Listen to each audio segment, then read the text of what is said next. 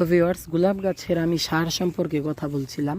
গোলাপ গাছের সার নিয়ে কথা বললে আরও বলা যায়, যেমন গোলাপ গাছে আপনাদের যদি দেখেন যে গোলাপ গাছে পাতা হচ্ছে, ডাল হচ্ছে, বেশ স্বাস্থ্যবান গাছ, কিন্তু ফুল হচ্ছে না, তখন আপনারা বেশ কয়েকটা জিনিস খেয়াল করতে পারেন। যেমন দেখবেন যে গাছটাতে কি এলা গাছ জন্মেছে কিনা, মানে পুরুষ ডাল সেটা হয়েছে কিনা সেটা দেখবেন।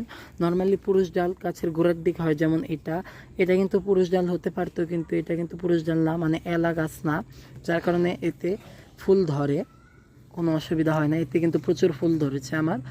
আর আমার এই যে জাতটা গোলাপের, এই জাতটা আমি আগেই বলেছি খুব ভালো করেছে আমার ভাগ্যে। আর গাছটা কিন্তু আমি কিনে আনিনি।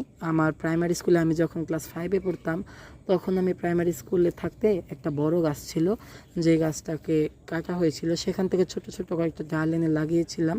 সেই জাতটাই আমি পরবর্তীতে মানে আরও বৃদ্ধি করেছি। আর এই গাছটা কিন্তু আমার ওই প্রথম